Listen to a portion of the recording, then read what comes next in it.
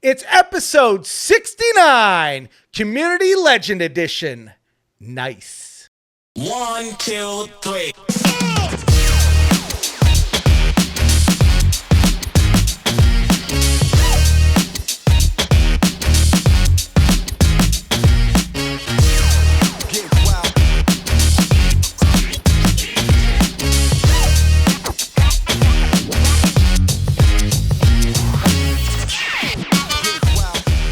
Welcome back, everybody, to another amazing edition of the USFL podcast.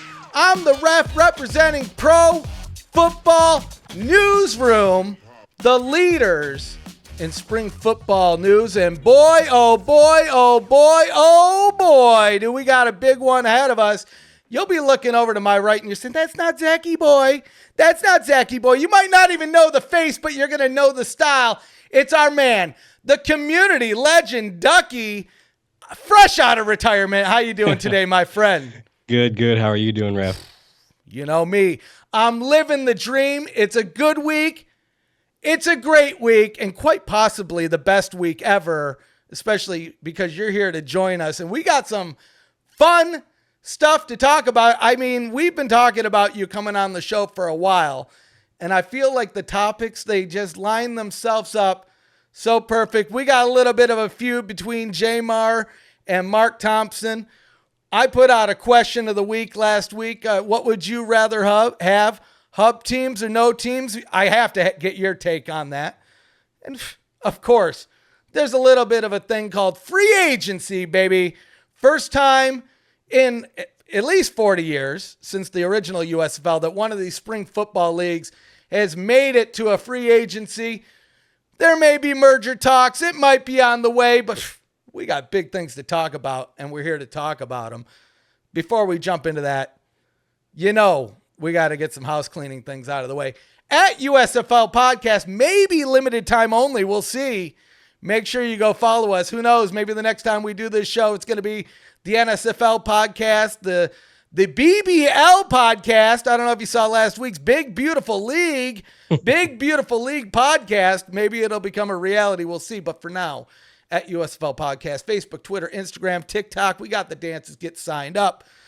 Make sure you're checking out PF Newsroom or even ProFootballNewsroom.com daily for all the latest news. Like I said, you probably know us. You probably love us from USFLNewsroom.com. But the great thing is about PF Newsroom, it's got all the stuff from USFL Newsroom. It's even got the stuff from XFL Newsroom. And yes, even Arena, the leaders in spring football news. PFN on top, baby. Get signed up. Make sure you're checking it out. And you know what? This is a little USFL show. I know you guys like swag. Head over to breakingt.com/USFL Newsroom. Save yourself 10 big old % off and scoop up some USFL swag on the way. Okay. Enough of the boring stuff, Ducky. Sorry to make you painstakingly sit through all that. I'm used to watching it. Well, here's the thing. Now you get to be a part of it, and that's the beautiful thing, because this next topic coming up, I would love to get Zach's take. I know Zach's take, though. Zach's take is, well, I'm a nice guy, I'm a quiet guy, and I don't want to say anything that's going to get Mark Thompson. Neither do I, by the way. I don't want to say anything that's going to get Mark Thompson in my DMs. That's for sure. Ducky, I don't know if you care so much. So that's why it is a perfect time to have you on the show. Well, this happened on September 28th, I think is when this call. Yeah, September 28th. Jamar Smith, two-time, credit what credit's due, two-time USFL champion. Led him to the promised land the first year. Second year, got a little bump in the road in the first game, but they still got there. They still got that ring. And you know what? You can't take that away. He puts out a little comment over on Twitter. Win a ring before commenting on my page. And boy, oh boy, I had no clue where this is going to lead us. I don't know if I even knew what he was talking about at the time. Well, there was one person that knew. There was one guy, and that, he happens to be all in. I don't know if you know about that. 12-0 all in. You know that's what's going to happen, right? Merger or no merger. The only difference here, and actually the only difference here, it might not be 12-0. That's the one thing I might agree on. It might not be 12-0. Because if they merge, they're probably going to play more games. We're talking like 14-0, maybe 16-0. Sign us up. So. Multiply that by 2 or 3 because we're doing it 2-3 years in a row. But I'll say this, even before we get into the topic, because you know me, I shuffle topics around. I would hate to do this, but if anyone's going to do it, it's me. I am jealous of your fandom of the Maulers. If anything, because Jaron's in the Discord, and, you know, I will rattle off on my gambler stuff. And even Jaron was the other day said, you know, that'd be a lot more helpful if you were doing it for the Maulers. I was like, you know what? You're right, though. You're right. It would be. It would be. But so I'll say this. If the merger happens, and if somehow the Gamblers aren't here in Houston and it's the Roughnecks, F it. I'm going Maulers. We're mauling it up, dude. We're going to maul it up. Now, there's caveats to that. You saw what happened to every team I root for. Oh, no. So, you know, be careful what you wish for, but the Mauler might be coming back. Live by the Maul, die by the Maul. We mauling them all. You know, we'll see. But for now, I'm still all in. Speaking of all in, so just to bring it back, Mark Thompson, my man, probably the biggest free agent right now. He said, you know what? I'm going to put it up for negotiations. You want my skills? You got to come and talk to me. It wasn't a guarantee that he was coming back to those Houston Gamblers, which we want him to. Don't let Jamar fool you. Washed up has-been of a running back. Offensive player of the year. And as you and I joked, little did we know, offensive had 2 meanings coming into this one. So he puts out a tweet just a few days after. Actually, it's not even going to call it a tweet. He put out an X post. I don't even know what it's called anymore. Jamarius, you got 2 rings riding the bench and have no honors to show for it. Y'all have great coaching, but that's where it ends. Now, this last line. This is the one that gets me a little bit. Sunshine had to come in and get the job done because you couldn't. And if you weren't thinking that Sunshine thing a long time ago, I don't know where you've been, but it's funny to see a player actually call it out. Now, this is all happening at a time, all eyes are on free agency, right? Free agency is going off at midnight. Everybody's like, all right, what are we going to see? And instead, this is what we get. I'd say this is an equal trade-off. I don't know. Initial thoughts before we dive into this, because if you're hoping it was over, it's not. We're far from over. It gets brutal, maybe. I don't know. What are your thoughts? Good for the league, bad for the league, good for fandom, bad for fandom? What's the Ducky take? I think it's good. There's always good in banter. I mean, you know me. That's what I'm all about. I'm all about the talking crap, getting people riled up and stuff. Right. So I think it's good. The fandoms love it. You can't say that Stallions fans don't love this. Right. Gamblers fans don't love this. They love it. Oh, yeah. We're getting signed up. If you were going to have to pick a side, I'm going to put you on the spot. Who are you picking here? I'm gonna take Jamar's side. Oh, well, you know what? That's good because you know me. I'm going all in, even though he's not coming back. Oh, yeah. That's a good point. That's a good point. You can't argue against the ring. You can talk stats all day long, but nobody cares about stats. They care about the ring. Well, you know who does care about stats? Apparently, Mark People without rings. Thompson. Hey, hold on now. Yeah, offensive player of the year without a ring. I don't know. I mean, who's to say he doesn't own a ring? He just doesn't have a championship ring. I mean, that's true. Don't. We're just making assumptions here. He might have like a million rings. I don't know. But Mr. Thompson, speaking of stats, funny enough, take a look at the stats. Look at the difference. Kenji threw for more yards than you did on a what'd you call us? 3-7, 5-5 team, right? I wouldn't be able to tell if I compared y'all numbers. Boy, in the most Southern accent. You couldn't even throw for more touchdowns than I ran for. And I mean, you know what? He backed it up with screenshots from the website. But I think you probably called out the best retort to that, which was, do stats matter? I mean, you can make the same argument about your Maulers last year. Yeah, the record, maybe not too hot to trot. The whole North was kind of in a disarray. You made it to the championship, though. Yep. Didn't win it. We'll see next year. We'll see where my fandom lies, and maybe that'll either push you across the line or keep you far, far from it. I don't know. I will have to say, Kenji Bahar, superstar. So, I'm excited to see him back as well. We're going to talk about some free agents, but we got all in on some quarterbacks down in Houston. But the banter continues. And this one, now he starts cutting deep, right? This is where he starts cutting a little deep. Focus on rehabbing that finger on your non-throwing hand. I would say they need you, but clearly there is no need for you. That's the difference between you and, what did you call me? An old Chevy with broken axle and irrelevant, right? I make a difference. You don't. Bum ass Baldy. Now, I'll say he cuts deep, but that bum ass Baldy thing at the end, that's where I get to. I'm like, is this like, are they messing with us? Are they having let's see what funny things we could say about each other? I don't know. I feel like Jamar embraces his baldness. I think best hair in the league. Yeah, he won the award. You can't deny that either. He's the only one to win that award too. That is true. Yeah, they didn't do it in season 2. That's why I'm saying you bring it back at season 3. You got to nominate him again. Let's go. Now, so you end with the bum ass Baldy. And so up until now, we don't really have a response from Jamar. I think he was kind of taking it all in, thinking about what he wanted to do something, do nothing at all. Well, I think his response, because he had a few ex-post tweets, whatever you want to call them, but he changed his profile picture. And I think at first people didn't know what was really going on, but after a little bit of digging into it, it's a younger picture of Mark Thompson. He doesn't look like he's in the greatest moods. And after some sleuthing, it turns out it is his mugshot. And at the same time, he updates his banner on X to show the Wikipedia line of 2-time USFL champion, which, I mean, is there any better response than that? I mean, sometimes the pen is mightier than the sword. You could argue they're both typing, whatever, but a man of little words, but I would say a solid retort there. If this was you, Ducky, he was coming after you. What is your perfect response to getting called out, being a 2-time champion, but not the team not really needing you? I don't know. What is your take? What is your call out? The team did need him, though. I mean, all season 1, they needed him. I mean, he took him. How many games did he play? 8 games? Yeah.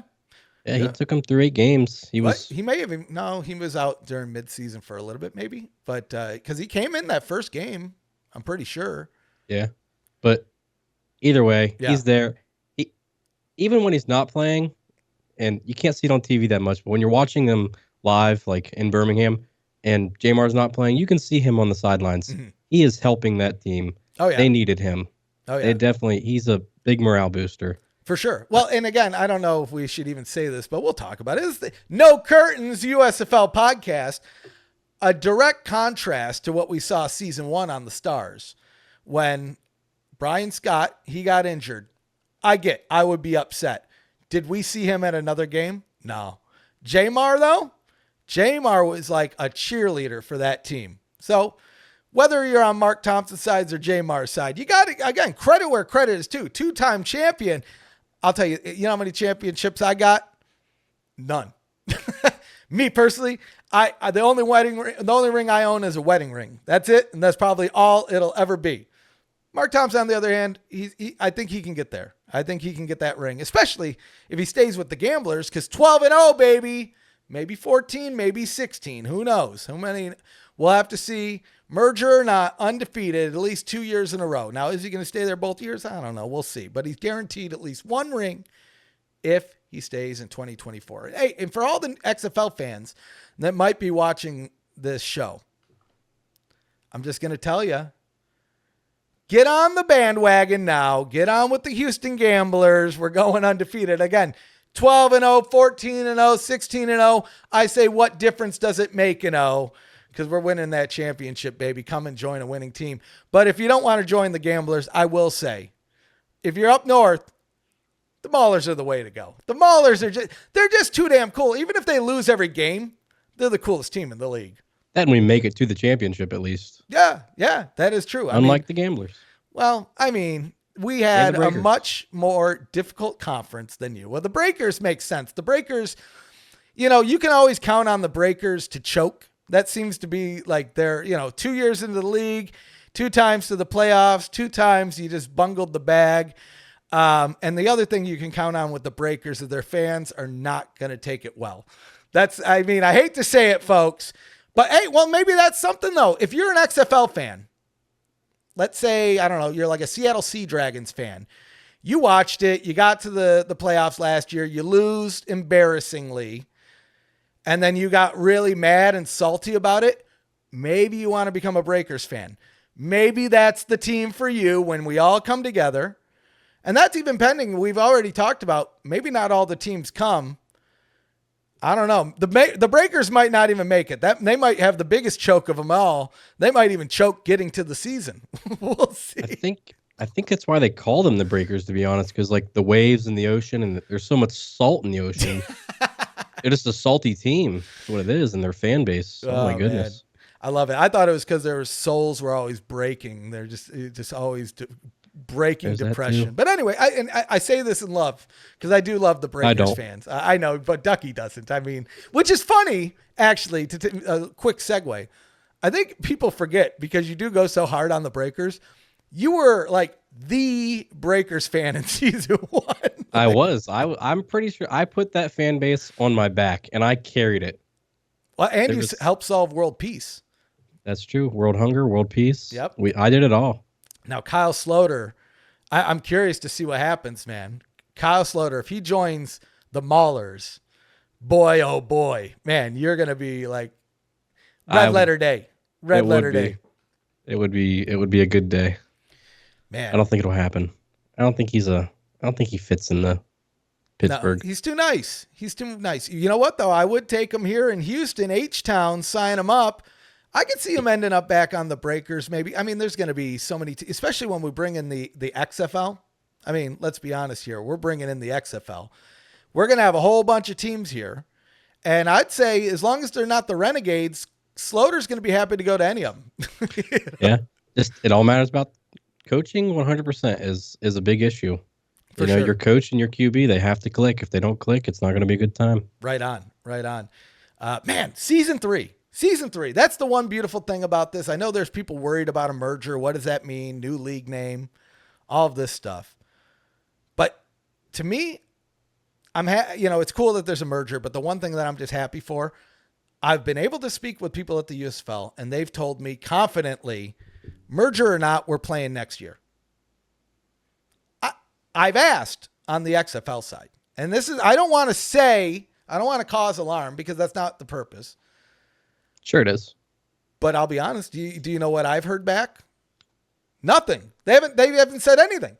Now they have said publicly, yeah, they're planning on playing, but I don't know. I feel like this is a perfect Ducky topic. Does the smoke mean anything? I'll be honest. I don't think it does. I think that they're like, this guy on the USFL podcast is poking for a funny headline. That's probably what they're thinking. So you know what? No curtains. I'll call it out. But I thought it was funny. I asked one team. It was like, boom, 2 minutes later. Hell yeah, we're playing. We're looking at like a week and a half, 2 weeks now. I'm waiting on it. You guys know how to get a hold of me. So if you're listening, let me know. Just say one way or the other. And be transparent about it. Like the USFL, they came out, they told their players like, hey, we're going to be merging and stuff. And the XFL said that too, but the USFL, they came out and they said, like you said, if nothing happens, they're going to be playing a season 3.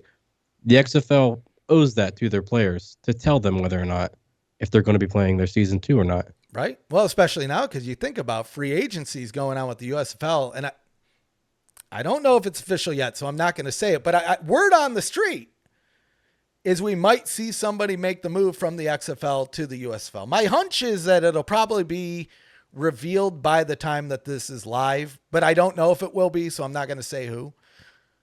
But case in point, if there's dudes that knew, well, maybe even if it's 80% yes, there's still that 20% where they might say, you know what?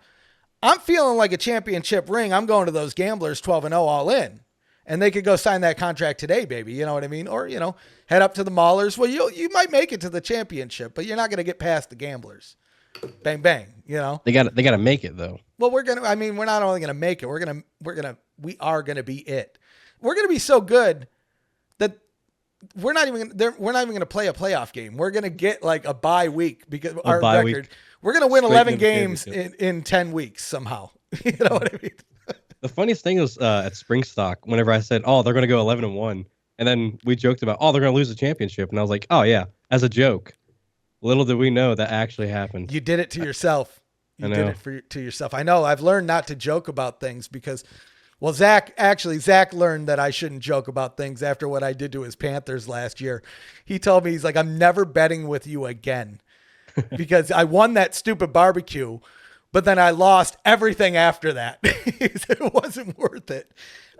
Needless to say, I'm going to make him bet with me this year again. And you know what? We'll see how it goes. Maybe I'll win the bet, but I'll lose the war. We'll see. But anyway, I'm just looking forward to spring football. This is my pitch to everybody. XFL fan, USFL fan, arena football fan, NFL fan, somebody that accidentally stumbled upon this podcast fan. If your team, if the merger happens, I think this is a great and I think this is actually, I'm curious about your take on this. I think this is a great opportunity for these fan bases to come together with the caveat that I think rivalry is fine. I think the banter should stay. Because I think we have the opportunity now of seeing a different kind of rivalry. Before, it was very much based on geography. I'm in Michigan, so I can never root for a team in Ohio. And forever, till the day I die, if somebody ever so mumbles Ohio in the Discord, I will wake up from a dead sleep to be there to say F Ohio. I don't know how it happens, but I'm always there, right? So that's always been there. That's ingrained in sports. It's like a natural built rivalry. Again, you had 3 teams in Texas with the XFL.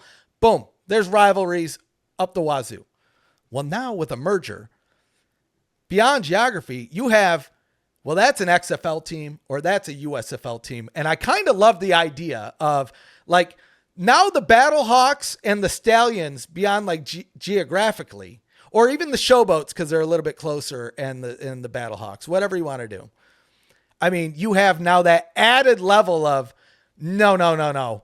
We're the USFL side or we're the XFL side. And I think that it has the potential to be magic in the crowd because I just envision a world where Battlehawks fans are making that 3-4 hour trip to Memphis and taking over the Showboats, taking over their home stadium at BBB, Liberty Stadium, whatever, Liberty Bank Stadium. And I mean, what do? I would hope that the Showboats fans come out just as furious. And then on the flip side, like, I feel bad for the XFL fans that show up in like Birmingham where, I mean, or let's say the Breakers do get a stadium. Dude, as much as they banter online, I'd hate to be the away fan in their stadium. If anything, you'd trip over their like tears when they're losing by 20 or something. Yeah, it's a strong fan base in layman's terms, I guess, but yeah, they're not. The second they start losing, they're giving up. They're gonna be leaving the stadium, right? And like hundreds and hundreds of people just leaving. I'm curious. So if we look at the XFL, well, actually, we'll do both. But I'm curious, who do you think is the strongest fan base on the XFL side? I mean, it feels like there's an obvious one, but Battlehawks. Yeah, second, I think is probably obvious too. But DC. Yeah. I think I'll get ostracized for saying this. I know, but you know what? I say what's on my mind, and what's on my mind is important and funny. I think if we only get St. Louis and DC out of the XFL merger, that's a win. Oh yeah, people are going to be. I can already read the comments. I already know what they're saying, but that's not me saying. Let me clarify. That's not me saying that's what should happen. Right? Fair, everybody. Hopefully, because trust me. Honestly, you know what? My best reality is all the teams stay, and I have 2 teams in Houston because I'm going to be unbearable then. If anything, I feel bad for like Roughnecks fans because I'm going to show up at those games even when the Gamblers aren't playing, and I'm going to be evil. Just know it. I'm going to ruin your day. And the people that know me there are going to be quite surprised because up until then, I was unbearable to everybody else as a Roughnecks fan. And they're going to say, Stefan, what happened? I'll say, the Gamblers happened all in. And I know my luck is somehow the Roughnecks will go 12-0 and the Gamblers will go 0-10. But you know what? That's my dessert, right? Just that's switch. Yeah, exactly. I was roughing them up the whole time when he talked. I was at every game, baby. Was I not Exactly. there? Yeah, Were you at the game? I was. Yeah, no. See, this is why I need you around on this show more often. You're giving me some good ideas here. Okay, let's flip this around. USFL side, only a few hubs that have actual home stadiums. But if we had to pitch, we had to have a team with the fiercest fans against the Battlehawks. Who's getting, draft pick number 1 to say, look, we got to give them hell. Don't let us down. You got like 30,000 people to compete against. Who's filling up that upper dome? I'm going to catch some flack for this because I'm not going to say Stallions, but I'm going to say Michigan. I think the Michigan fans, being an Ohio State fan, I know how Michiganders are about their football. I feel like they could easily, once the ball starts rolling and, fan base comes together, I feel like they could definitely take on the Battlehawks fans. I was at a couple of those games. You made it. You were at the Motor City meetup, right? No, you weren't. Did you make it any of the Panthers games? No, but I can lie and say I did. Oh, dude. Well, when we were there, you saw like that opening game. It was insane there. I mean, they never released the numbers. It was probably around 20,000. I won't say it was 20,000. I mean, an optimistic view is at 20,000. But it mostly filled up that lower bowl. And, people were ruthless. And I went to a couple games out there. And the one thing, they didn't like Josh Love. I know that much. They really did. That was the one thing that I got out of it. I felt bad for the guy because, the one thing, Detroit fans are kind of like Philly fans in the way that, if they're close enough to where you can hear them, they're saying it. Yep. They're saying it. And they're saying all the things like, family. They're involving family. And once you start involving family, then it's over. No limits. We even saw, R.I.P. Mel's. She went to the game, the final game in of the season with the Josh Love shirt. Got it signed. So you know what? You got to love a good, somebody that can take a good joke. You know what I mean? Yeah. But no, I love going to that Panthers game. I used to hate Ford Field. I don't know what it was. I think it was because I lived in Detroit, and at the time I hated everything in Detroit. I had such a sour taste of Detroit in my mouth. Like, I just hated everything about Michigan. When I moved from Michigan, I was done with Michigan. And up until I went to this game, it had been like 6 or 7 years since I've been to Michigan. And since then, I've been there like 3 times. I went back. I was like, I don't actually hate it. I had gone away long enough. But going to Ford Field again, and I think there's a couple factors here, but it reminded me that NFL stadiums used to be normal sized to where even if you got a nosebleed ticket, like even if you were last row, if the USFL sold out into that upper deck, it's still a good seat. Right. Some of these stadiums now, because I went to NRG for Garth Brooks. I haven't even gone for a football game yet, but I went for Garth Brooks. We were lower level, but I'm sitting there looking up and I'm like, oh, there's like 6 sections in this building. There's no way in hell you're seeing that game you're just watching the screen. Mm-hmm. And it's like you could probably buy a season ticket to the Panthers for cheaper than one nosebleed in the NFL. Oh yeah, for sure. So please, USFL people, do whatever you got to do. Get back into Ford Field because I want another excuse to go. I want to go. I want to go to Ford Field. Yeah. I didn't get to go last year. I really want to go. Oh, it'll be fun. It'll be good. I want to. They got a big boy in there. James. They got a big boy in Ford Field. Do you know how hard it is to find a big? Have you ever even eaten at a big boy? I have, yeah. Oh, dude, makes you say, "Oh boy, it's good." I love it. I'm a Cane's guy. Cane's is good too. Cane's, 2 different things. We're talking apples and oranges. Yeah, if I'm going like a fast food, I'm going Cane's. Oh man, you're gonna go out there and call Big Boy fast food. Big Boy's like fine dining, man. That's like family style. Bring the grandma, bring the pappy. You know, what's that stupid movie with Will Ferrell, the racing one? where they, either way, it doesn't really matter. Talladega Nights. I think it's kind of like the Detroit version of that, where they take the whole family to Applebee's in Detroit. It's like, load up the car, we're going to Big Boy. And you get the what do they call it? The Imitator, which is like their version of the Big Mac. Yeah. Oh, man, now I'm making myself hungry with food I can't get. That's what happens. I start talking about White Castle too, and I'm like, I start getting happy about it. Like I can do anything about it. Anyway, what's that? What's the stupid burger place with the olive out? Sorry, everybody that's listening to the show looking for football talk. We're about to go into deep banter talk now. What's the place with the burger with the olive in it by you? The Galley Boy place. I've got no idea. I don't eat red meat. Canton?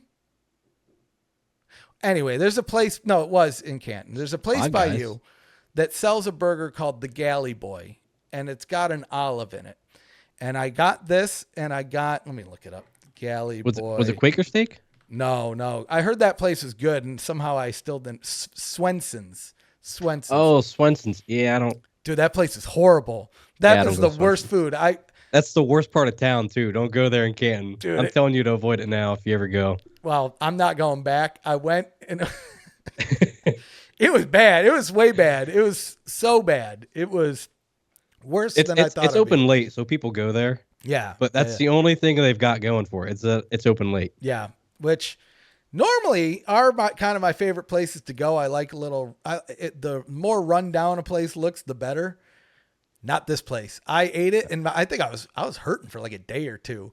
And I don't even know why I went there, because I'm even looking at the burger now. It has everything I hate on a hamburger. It's got barbecue sauce and coleslaw. Why would you? And then a green olive sticking out of it. And to me, I'm a sucker for gimmicks, obviously, right? And so I'm like, oh, it's got an olive hanging out. I gotta get it. That should have been the first red flag. Well, and then I got a chili dog, and I mean, my guys, I don't know if they know what a chili dog is, because I feel like they just took like a hamburger and mashed it together in some water and threw it on the hot dog. And then I asked for onions, and bro, they had like a whole onion, like a slice of onion, not like diced onion, but like you would put on a burger. I had to sit there and like break it up by hand. Like, what am I going to eat? Nah, I don't eat red meat at all. I mean, a little bit, but I try to stay away from it. But and then there was, God, what was that place we ate in Birmingham? That barbecue place. Oh yeah, what was that called? Grill something out. Yeah, I forget what it was called. It was good though. Yeah, well, that's one I've heard so many people talk about, and I was like, oh, well, everybody always says it's horrible, and it was all right. I think I got the same thing. I don't know why. I don't know why my go-to at fast food is a hot dog. I think it's because I never eat a hot dog. Like I never eat. They're weird. So it's like, if I'm going to eat a burger, there's so many good in my mind. I have a vision of what a good burger is. With a hot dog, I'm like, okay, if you surprise me, you surprise me. Yeah, it's hard to mess up a hot dog too. It sucked. No, they messed it up. Well, never mind. They messed it up. I think it was because it was a pork hot dog. That was their mistake. Pork hot dogs, because I don't know. When you get down to talking hot dogs, it's all bad and it's all gross. But somehow a pork hot dog isn't just disgusting enough for me to say, no, I'm only eating beef hot dogs. But anyway, now we've really gone off the rails here. I feel Zach's probably like, thank God he's not coming on anymore. Yeah, get him off. Once this guy starts talking about food, Zach's usually reeling me in. But I think this is time. Question of the week. I put it out there. I put it over on X. I asked the fans. The fans answered. We actually got a decent amount here, almost 500 votes, 500 results here. I put out the question because I see a lot of people, we're seeing a good dialogue between XFL folks, USFL folks on what they want to see out of the merger. And I've seen a lot of XFL guys saying, no, if it's hubs, that's the dumbest thing I've ever heard, and this and that. And to me, and this is the thing, I think when people hear hubs, I think this is what people hear. I think people hear hubs and they're like, oh, there's only 2 hub cities and there's like all these teams in one city. And when I hear hubs, at least for this merger, I see a majority of their teams in their cities with a couple extra teams So instead of having to just have 8 teams, now we have 10 or 12 teams, but they're playing in one of the other cities. But instead, we are getting minimum 6 teams in these cities. And to me, okay, yeah, it's hubs. But now we're like, okay, we went from 1 hub city to 4 hub cities to now maybe 6 or 8 hub cities. Like, to me, that's okay, we're keeping that progression. So I put out the question, baby. What would you rather have? Hub teams or no teams? Because I think that's a real reality here. Maybe not we already know the USFL is playing season 3. The XFL, they might play season 2, but without this merger, it seems like they might have to move into their own hub situation, so all the people that are mad about hubs, they might see it in the XFL anyway. So would you rather have hub teams or just let the thing fold and have no teams and we have no spring football and we get to banter with nobody to the ether for the 12 people that will sit here and talk about spring football 3 years after it's gone? First, before we get into like the ins and outs of it, hub teams or no teams, baby, what are you thinking? Definitely hubs. I mean, you guys see me on Twitter all the time. I'm always arguing the hubs are they're not a good thing, but they work. Mm-hmm. Obviously, fan-wise, it's not bad. It's not good. It's necessary. Right. Well, I think that's the biggest point. It's necessary because what did the USFL do this previous year? They became the first spring football league to not only make it to a season 2, but make it through a season 2 with a second championship in nearly 40 years. And may I remind you, the last people that did that was the original USFL, right? So to me, I look at that and I say, I don't love hubs, but I like them a little bit better now. I like them just that much better because I've been covering this stuff almost 6 years, Ducky boy, 6 years. And this is the first time that I've got to cover a second championship. They were the first time. Well, I won't say the first time we got to cover a championship because we got the spring league, which I was one of like 12 at the Mega Bowl, I love that. I love that just for the fact of it was like the precursor to the USFL. I've almost covered 3 USFL championships now. But, I look at the other piece of it is, well, if the XFL is going to ultimately have to move to a hub situation anyway, then you're going to get it. Now, what would you rather just then have 2 leagues in hub scenarios or have 1 league in hub scenarios to where now, okay, maybe the Vegas Vipers don't stick around, but let's be honest here. Golf tracks, baby. No more golf cart tracks.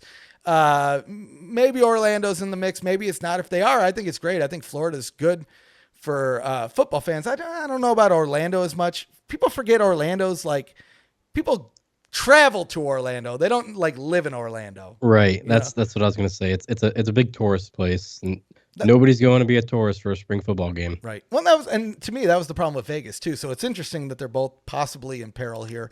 I've heard things may have switched around for Orlando and they may be more locked down. There were some problems where construction may have gotten in the way, similar to what happened with TDECU out here. But it sounds like they got that solved. I don't know though. We'll see. I'll ask you this. If USFL or XFL, sounds like some teams are going to get cut. Who's on the chopping block? Both. One for each league, I guess. I have one for each league. I gotta take. I could do 2 for each league if you need me to. Yeah. I would say the Stars and the Breakers for the USFL. And then I'd say Vipers and the Roughnecks for the XFL. Yeah. You know who I'll say for the XFL? And this is feedback. I know people are going to get angry about this one. You might too. Funny enough. Seattle. I knew it. Just because, again, Jaron, to me, he's my voice of reason in the chat because he's like, we're the crazies that talk about it. He's living it. He's dealing with it. He's going to these places. He's staying at the hotels. He's in the airplane. He's the one living the life. And he's the one that called it out. It was the one that I've seen called out from other people too, Seattle. Because, especially when you add in the USFL into the mix, there's only one team west of the Mississippi in the USFL. Yep. And most of them are south. Yep. Right. And they don't even have their own stadium yet. Right. So really, they're all east of the Mississippi. Exactly right. And now you're going to have to travel all the way, like the furthest corner of the country.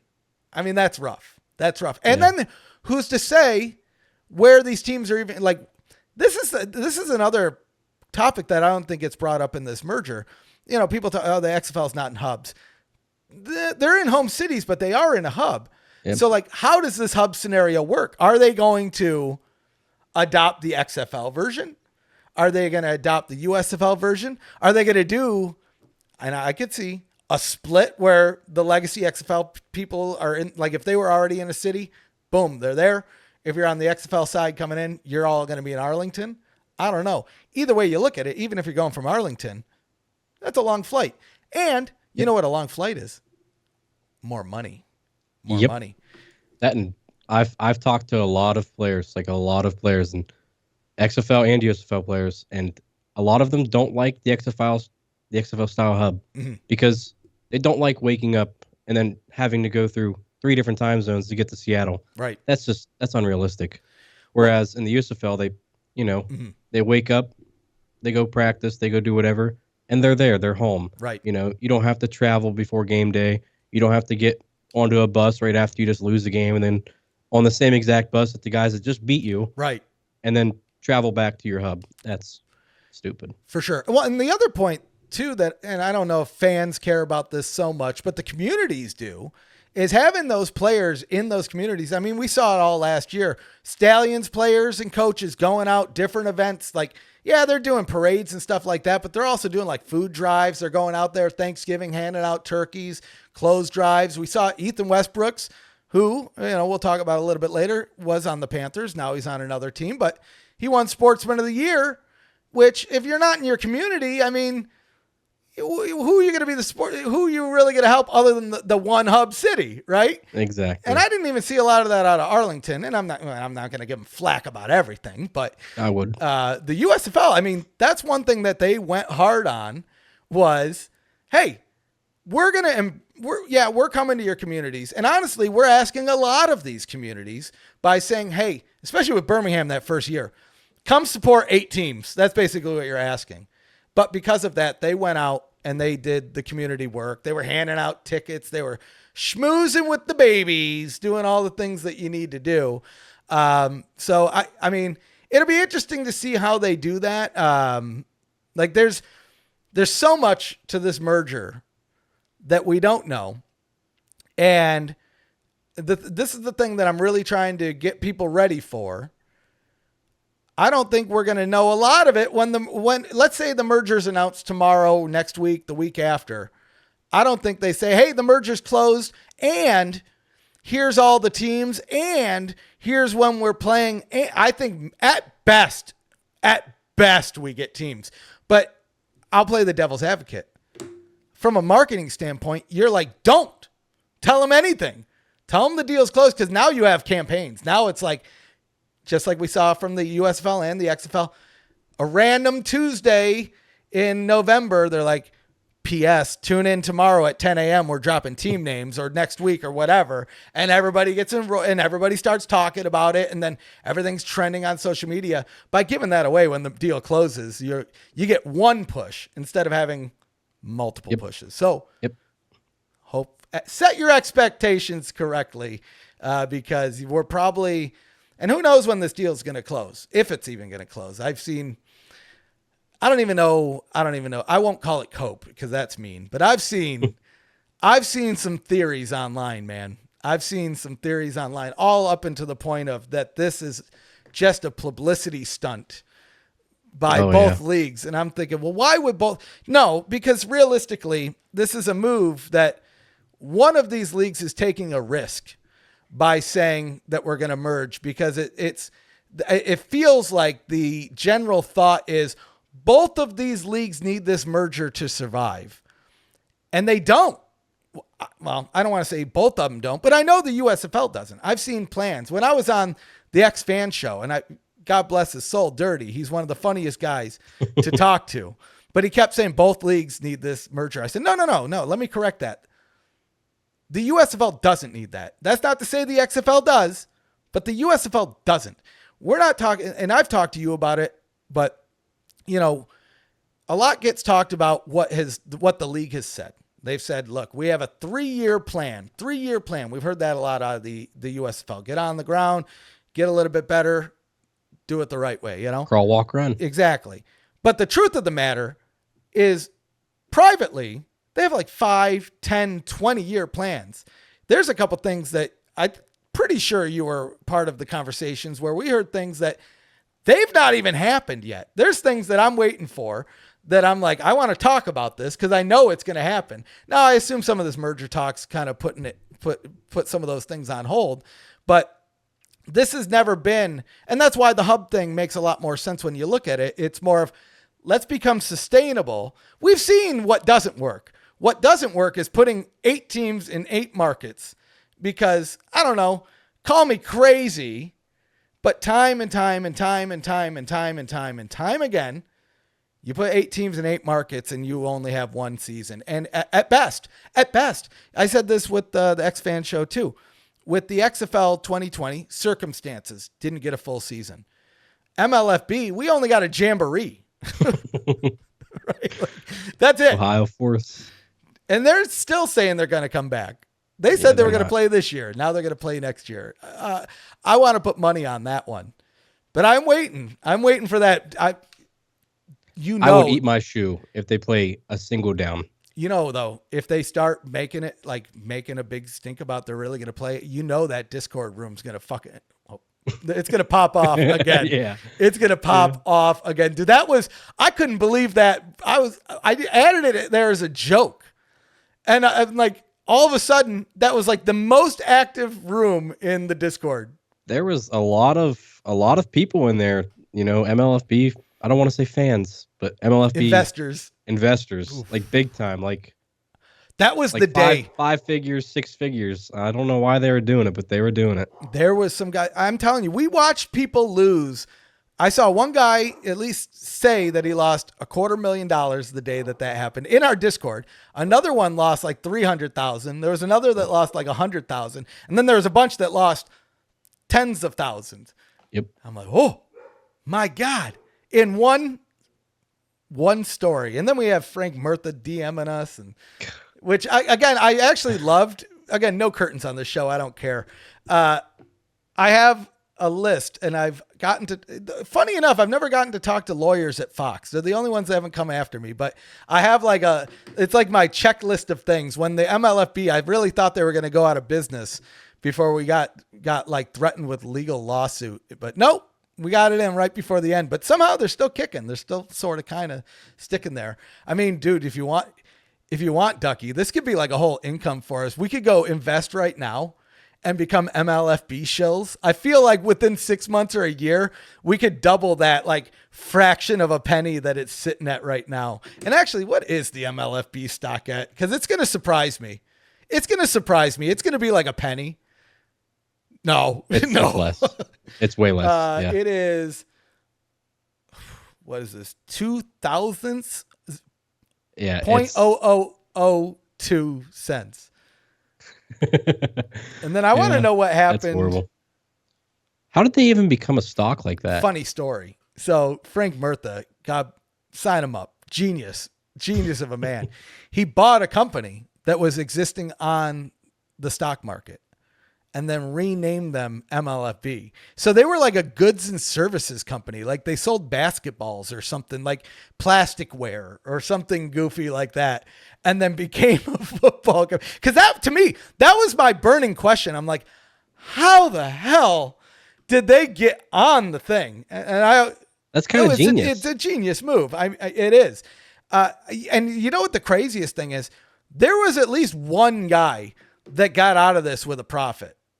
There had to have been one guy that was like, wow, we're up to, because it got up to like 7 cents or something. Yeah. I thought about it at one point, and I thought because whenever these guys were talking about it and they're talking about how much they had in there, I'm like, oh, I could throw a few $100 in there. And, right. and then I'm like, and then like a couple weeks later, it all folded. And I'm like, oh my goodness, that there was MLFB players in the Discord. Well, money better spent, because you bought a couple of them, like flights and stuff like that. Everyone hates you, Ducky, online. I don't actually, nobody hates you online. People like to act like they hate you, but they don't even know. you're a softy at heart. But yeah, you like hooked a couple of those guys up. Yep. Made sure they got home. That was just pretty sad. Just watching them just not be able to get home. I felt horrible. So, dude, that's the thing about this spring football. You gotta have like a hardened soul to cover this stuff because, I mean, I watched it with the AAF. 6 weeks in. I actually said 8 weeks a couple weeks ago somewhere, and somebody had to correct me. They're like, no, it folded after 6 weeks. I was like, oh damn, you're right. That's rough. But yeah, 6 weeks in. And these are players, again, spread out all over the country, locked out of their hotel, don't know what to do. Coaches are paying their way. I know Daryl Johnston, president of the USFL, signed them up. He was taking money out of his wallet to make sure that guys had places to stay over in, where was he? San Antonio at the time. And then it's like, okay, damn, that happened. Then the XFL came. Theirs was different because by the time, totally different circumstances. So everybody knows that. But then we saw it with the National Gridiron League, where, dude, that one was wild because there was like legit fights. There's videos of fights going out on online. But same thing, they're locked out of their hotels. MLFB, I'll be honest, when that jamboree happened, I was like, holy, you know what? These guys might actually play their season.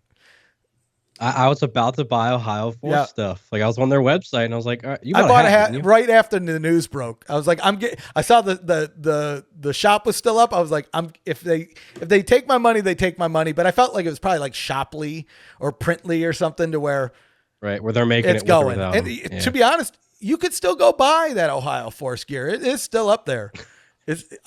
My money's going towards USFL Did I want stuff those or NSFL stuff or whatever it's going to be called. I want the Ohio Force sweatpants. They had good colors. I'm a sucker for purple. I mean, well, and then they took that away from you with the Maulers. It's a shame. No, not purple and orange. Purple and anything else. I'm still mad. Not purple and orange. I'm still mad I didn't buy one of those old Maulers jerseys because they sold out. Like, because again, they probably only made enough, and then once they changed the colors, they only had like. I should have just bought the small one so I could hang it on the wall. Right, frame it or something. There's a bunch of people in Canton that had a couple of them. There's a few guys up in Canton that were walking around with them. Flipping cool, man. I mean, they might be outlandish, but that's why I kind of love it about spring football too. Is it gives you the opportunity to do what other people won't. You know, you could say the XFL did that too, but I don't know what it was. Their jerseys, I'll give them this. They look clean, but they don't look like football jerseys. That's my problem with them. There's something. It's like the. I don't like it's like right around here, the circles right here. It looks like there should be a cape attached. Yeah, to maybe them that's what it is. Something. Yeah, there's something. And those Arlington jerseys. The cotton candies, bro. I don't. Dude, whenever I saw those, I was like, that's my jersey right there. So I picked Arlington, and then they got Sloter. So I was like, that all works out. Rigged championship, by the way. Somebody, to his credit, I tried to say that on the X Fan show, and Dirty right away. He's like, Birmingham Stallions. I said, all right, fair enough. Fair enough. I couldn't say anything more about the Arlington Renegades, but here's the difference. The Birmingham Stallions are a good team. I won't say anything more, but take that for what it is. The Birmingham Stallions are a good team. They deserve to win that championship. Those Arlington Renegades, sus, bro. Yeah. I think if you put the Stallions up against any spring football team, they're winning. And coach Skip Holtz, man, love him or hate him. One, if you ever meet the dude, you could be the biggest Stallions hater. You're going to love Skip Holtz. He's like the legit, one of the nicest coaches I ever met. I won't say the unnicest. I won't go there, but Skip Holtz is probably one of the nicest people. He somehow always introduces, he's like, hey, ref, good to see you again, before I have a chance to go say it to him. I mean, that's salt of the earth stuff. His wife comes up to us and, oh, Zach, ref, I'm so... Bro, your family's watching us. His kid plays over here in Houston now. So I'm about to go there and get loud at TDECU. Yeah. I'm gonna cause a ruckus, and they're not gonna know what's going on. They're gonna I'm gonna come just Holtz geared up, bro. But I don't even know why I started that whole conversation about coaches and Skip Holtz. Oh, no, that's exactly what it is. The coaching alone there. And I mean, when you throw the GM into the mix, I mean, they kind of just have the perfect package. The Maulers, Potter's good. I just love them because of the father-son dynamic. And so as much as I don't want that to change, I am also looking forward to the day that Jaron gets that head coaching opportunity, because now it's father versus son, offense versus defense. With all this happening, I mean, I think it could happen soon if all this stuff happens and it all happens how it's supposed to. Let me ask you, are you going to go 3 the hard way and jump? Yes. Yeah, hell yeah, you are. Hell yeah, you are. I'm a Maulers fan, but I can't not be a Jaron fan first. That's just, dude. He is like our Discord users. I mean, we won't say names. We've seen league employees come into our Discord, and it's like the Grandpa Simpson meme. They walk in, take off the hat, immediately turn around, put the hat on, and get the hell out of there. They're out of Dodge. Yes. It's a spring football Discord, but it's in everything. Wear Discord. your big boy pants. It's a community. Yeah. It's a good one. Yeah. And don't talk, if you talk trash about the Maulers, it's coming, bro. It's coming, dude. Jaron, I mean, without skipping a beat, like, it's like me, whenever anybody mentions Ohio, I swear this dude has notifications. Just waiting for this Maulers hate to pop up. That was my favorite part during the season. That dude rushed to Discord after a couple of those games. He was like the done coaching the game, instantly in there. Where's that dude that said the Generals had better offense? Like 10 minutes after the game wrapped up. Like he's yep.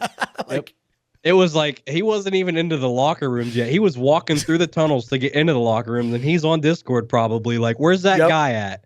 Dude, that is amazing. I'm pretty sure I pinged that guy too immediately. What team do you want him to go to? And why is it the Houston Gamblers 12-0 all in? It's not the Gamblers. I'm hoping Canton gets a team. I think he would fit. I think he'd fit perfectly there. So, okay, let's. He said he likes Canton. He said he likes. I love Canton. I joke about it, but I would move to Canton. I would get a second house in Canton. Let me say that. It's the most perfect spring football city, I think. Well, it's the Mecca. I mean, especially with the Pro Football Hall of Fame there.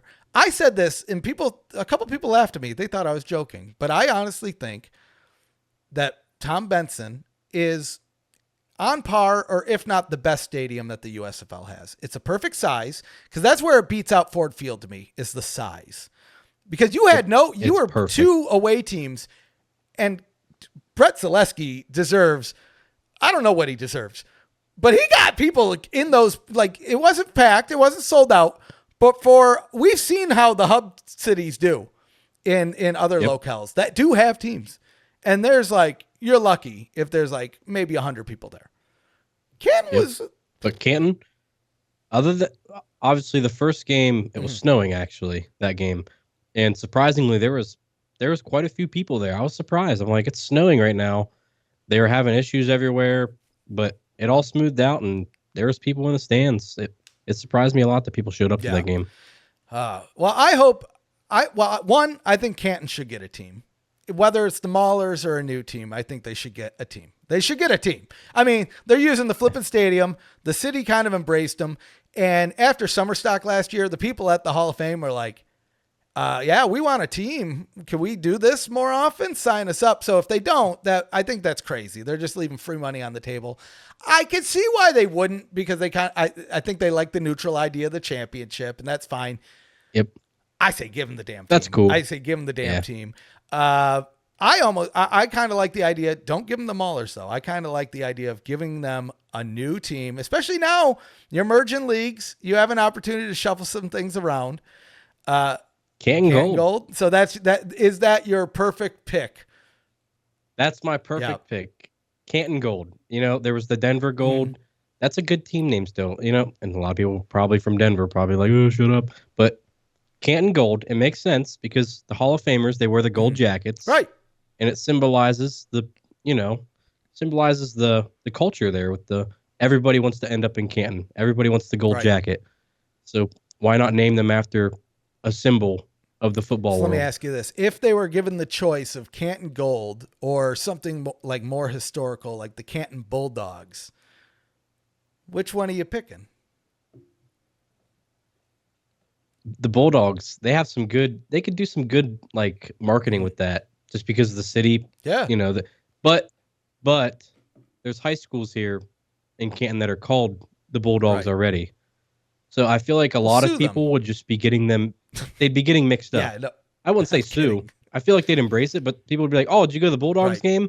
And they won't understand what you're talking about. They'd be like, "The high school Right. game? Like it's May. What are you talking about?" That's a good point. But That is actually a good point. Yeah, because I don't know how many people are using the gold anywhere anymore. But and they own the trademark to it. I think that's kind of the nice part. And I think you brought it together on what the new meaning could be. Yeah, because clearly they're not mining for gold, but those gold jackets, baby. I mean, that's what it's all about, is ending up there. Whether and even if you're in the USFL, you know that's their goal, is to get into that Hall of Fame.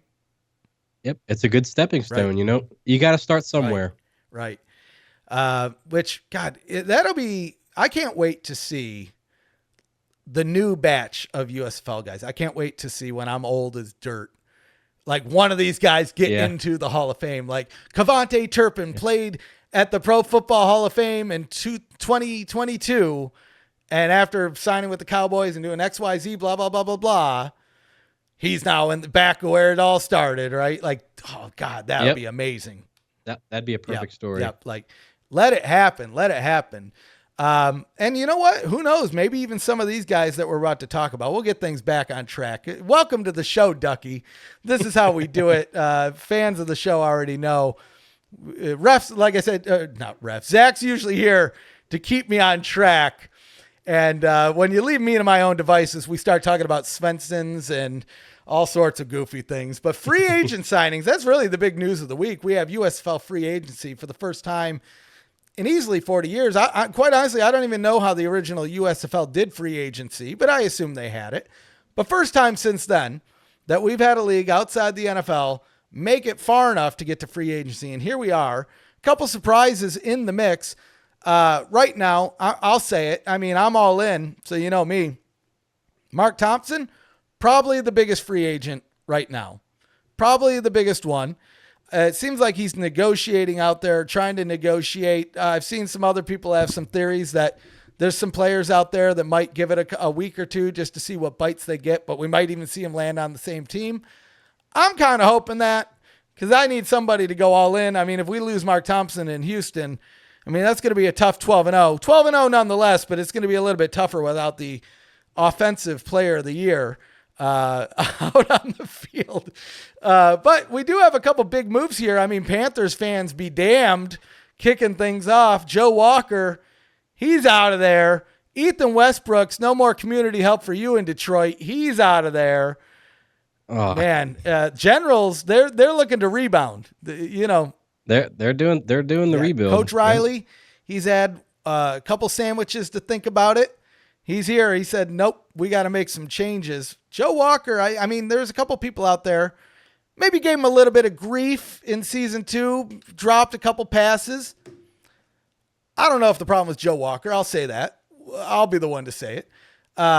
He had to play the Maulers 3 times. You can't. You got Gilbert there. You just can't get. I mean, that is actually a very good point. Dude, that Maulers defense was scary, scary, bro. But now we have, Ethan Westbrook's also going to the Generals, but they also poached. They said, you know what, we're not done with just the North. We're gonna poach a little bit out of the South. They're going to those showboats. Safety Antonio Reed, he's making his way up there. So Generals, I mean, they, everybody's here wondering what teams are going to stay, what teams are going to go. Coach Riley don't care. He knows he's got a team to build one way or another. And yep. I mean, he's proven himself the first season too. I think he's the one that kind of alerted everybody we can sign players. Cause it was like a week after the season ended, he's like 6 free agent signings. And then all of a sudden it's like a couple days later, the other teams start making them. The Generals are just known for having all the players that they were over the roster limit for the longest time. They're just all about having all the players. Stacking it up. Do you think it'll work in their benefit here? Like, do you think Joe Walker is going to be a good fit for whoever? Because we don't even know who's going to be at quarterback out there with Riley. I mean, if they had DeAndre Johnson, Josh Love, and a paperclip, I couldn't tell you which one of the 3 is going to be playing at QB that week.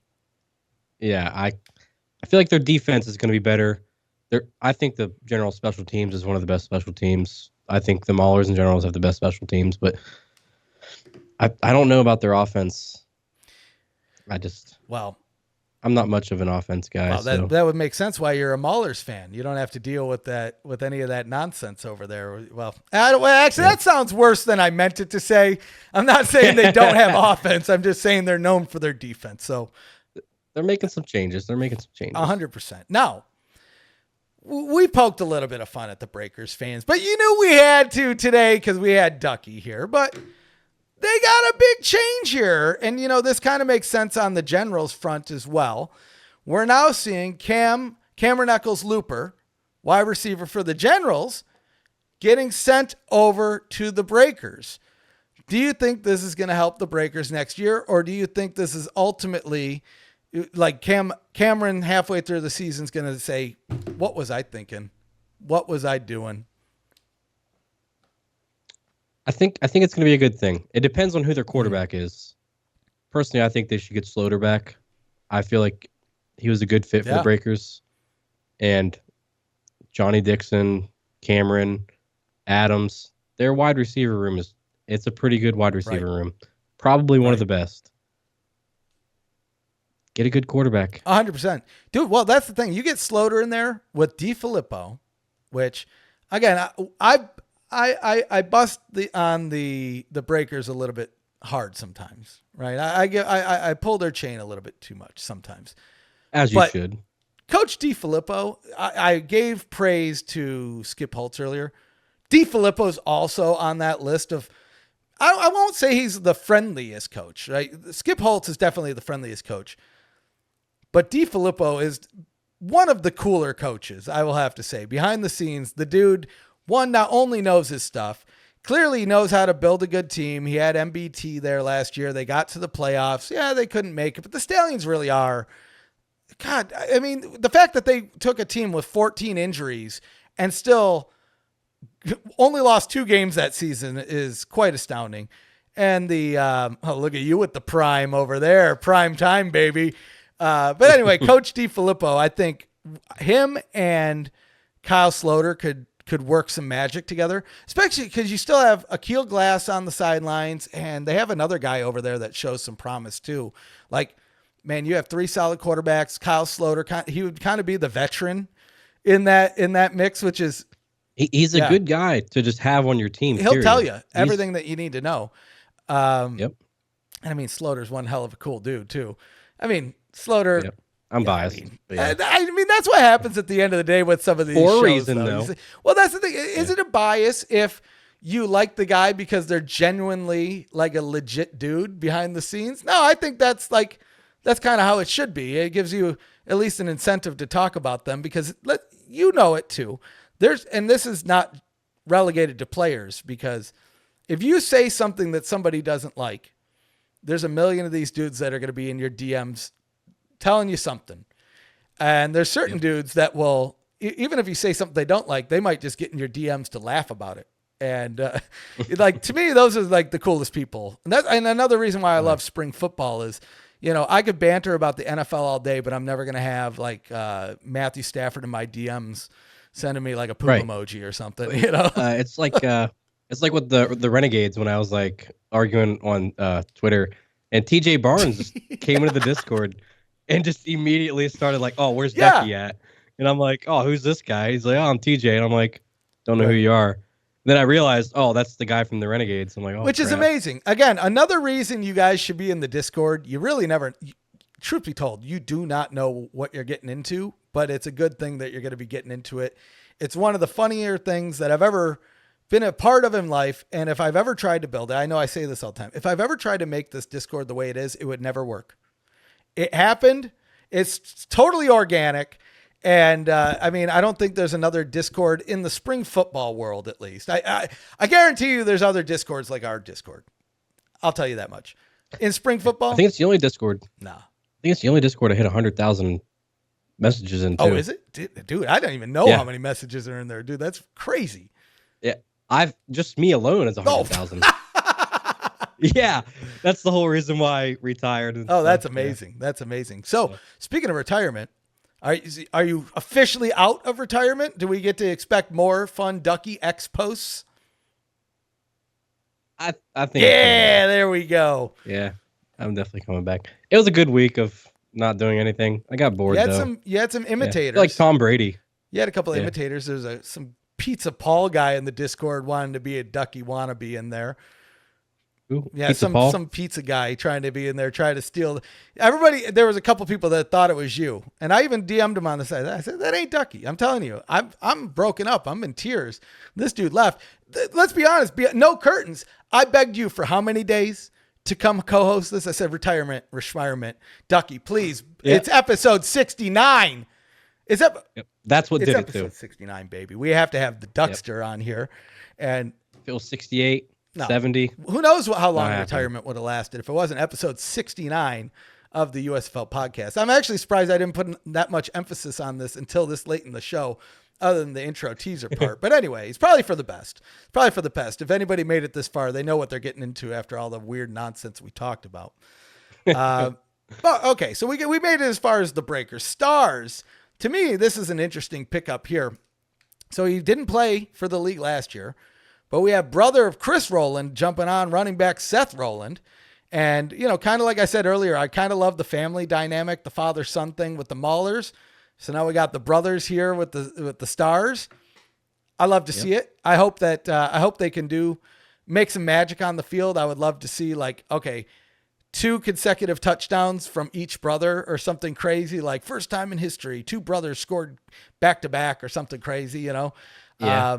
They could do it. And then here, your Maulers, to me, they are putting in some overtime over there. If they made it to the championship last year, they got a little bit of a taste, just a little taste of what it could feel like. And I feel like the pieces are being put together here. We have Brodarius Ham, which, Brodarius is an awesome name. Offensive line for the Panthers coming over to the Maulers. But running back Trey Williams coming from the Generals. That's a good fleece. I like that one. That's a good fleece. Not only can he sing you a tune, but he can score you a touchdown. I'm liking that. Yep. And this is a big one here too. DeAndre Johnson. DeAndre Overton. I don't know where my head's at. Talking too much about the Generals. DeAndre Overton, wide receiver coming from the Stars over to the Maulers. So now you got added to your running game, added to your receiving game, add to your offensive line. It feels like you already found your quarterback in Troy Williams. Feels that way. Oh, 100%. We'll see. Yep. I feel like Troy's the guy. He's quick on his feet when he needs to be, and he knows where to throw the ball. Because we talked about this earlier. Your defense, that was kind of the start of the show last year. It took a little bit to kind of get Troy Williams into that spot. You didn't have him season 1, kind of brought him partway through season 2. Started getting into his rhythm. Fair enough. Maybe didn't have all of the targets that he needed. Now you're adding to that. Yep. You're building upon that because you already had the defense. It seems like most of that staying. Adding to your offense, dare I say that the Maulers could be scary in season 3. They will be. And with more teams in the mix, I can't wait. I can't wait to see. I want to see, because, the real deal is the XFL fans and the XFL teams even are going to probably look at the Maulers like, easy. We're going to come in this game. Yep. I want to see that Battlehawks Maulers game, 18-17 ending. It's just slow paced. Your rhythm's all off because that Maulers defense is coming after you heavy and just shutting everything down. AJ McCarron, he's going to be crying for a whole different reason after that game. You know what I mean? Yep. He's going to be telling his kids to cover their eyes after that game. But oh my God, dude, the possibilities of the merger and all of this is just amazing. But seeing these free agents go in, because case in point, we talked about it. Some of these teams might not stick around. You even said, hey, maybe, your pick, Stars go away. There's people saying, no, I'm sticking with the USFL, whether the team sticks or not. Because if the team doesn't stick, I know that they're going to find a spot for me on one of these other teams, whether it's another USFL team or one of these XFL teams coming through, because we see the USFL signing players every day. The XFL hasn't signed. I don't know when the last time they signed somebody was. I don't know. I don't know. A lot of their players aren't. They're going into year 2, whereas the USFL's year 3. So a lot of the XFL players aren't free agents. So yeah, but even then, you don't see. We saw USFL signings last year. Yep. You saw it in the USFL their year 2. You saw people signing and everything, but you don't see that with the XFL. So I don't think they're doing business as usual over there. We'll see. But what is even business as usual? What even is it? I don't even know. Folding. Oh, I shouldn't have laughed at that one. But again, no curtains. It was funny. What are you going to do? Sign us up. But you know what? I think actually on that note, I think we made it through all our topics here. I'm curious. Is there any, you're the guest co-host. Any extra topics? I don't know if you had a speculation zone or anything fun you wanted to go over. Shout outs maybe. I saw Mom, love you, Mom. She doesn't watch this at all, but I saw on Twitter Boogie Roberts hashtag Let's Hunt. Oh, interesting. That's an interesting play. So maybe by the time this show airs tomorrow, there might be an interesting trade there, or not. I guess it wouldn't be a trade, but free agent signing. You know what I think it is? I think he's trolling the Panthers fans. That would be fun. That would be a very Maulers-esque thing to do, and more importantly, a Boogie thing, because I don't know. If you don't know this and you're a fan of the USFL, I don't know where you've been. Boogie likes to have some fun. He likes to have a little bit of fun out there. That might be the thing that makes me a Maulers fan, is if tomorrow it comes out that he signs with the Maulers. I don't think Jaron would let him go. I don't think that would happen. I think Boogie loves the Maulers. He's got Troy Williams there, everything. I think he's there to stay. But I could be. He could go to the Panthers. I don't know. I think he's trolling around a little bit. I hope so, because he's one of these. He feels like a Panther, a Mauler for life, right? He feels like he's kind of part of the brand identity of that team a little bit, not 100%, but he's been there since he was there through the dark days. He was no pizza days. You know what I mean? He was there, chicken salad, and that's it. You're coming to practice, chicken salad, get out of here, go sleep in your hub. You know what I mean? And then was there for the rebound in season 2. I would love to see him come back. But, on that same note, since we're talking about Boogie, I think we've talked about this, clearly not on the show. But for the sake of it, because I don't know if I have ever talked about it on the show, Boogie Roberts, to me, I talked about kind of being the identity of the Maulers, but I think he's part of like the USFL identity as well.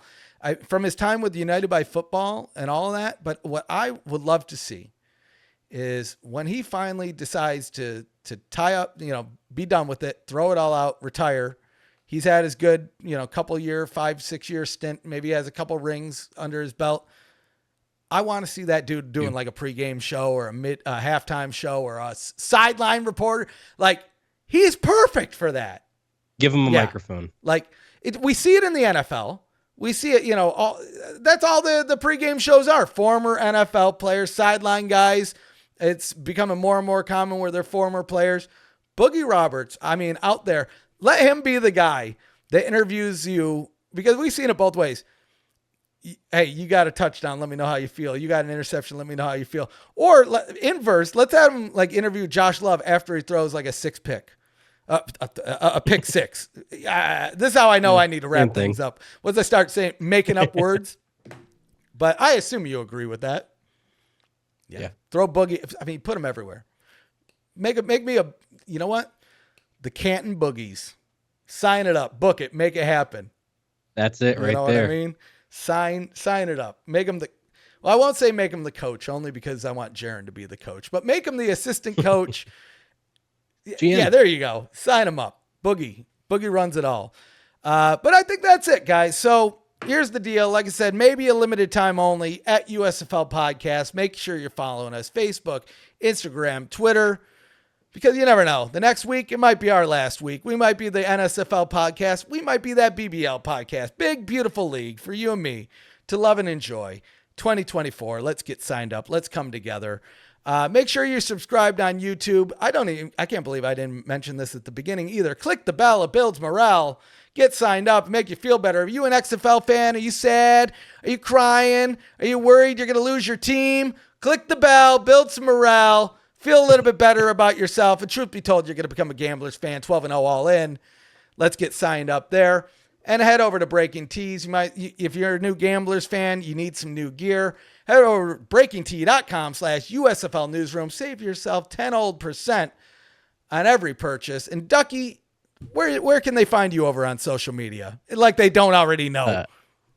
Yeah, if you have to find me, I'll find you. But it's at Ducky Disguised on everything. So get signed up. Go follow my man if you haven't already. I mean, if you haven't, I don't know what you're doing you're really missing out on. I'd say we talked about Boogie being the identity of the Maulers. You love it or hate it, guys. Love it or hate it. He's the community legend for a reason. 100%. It may have started as a joke. Sure, I'll give him that, right? But you are. Fake it till you make it. are the community legend. When you left that Discord, people were hating that you left the Discord, even though they hate you, supposedly. I can't wait for you to jump back in. There's a couple new copy pastas for you to enjoy. I'm looking forward to it. And if you want to see his return to the Discord, click the link down below. But I think that's it, folks. So until next time, sign you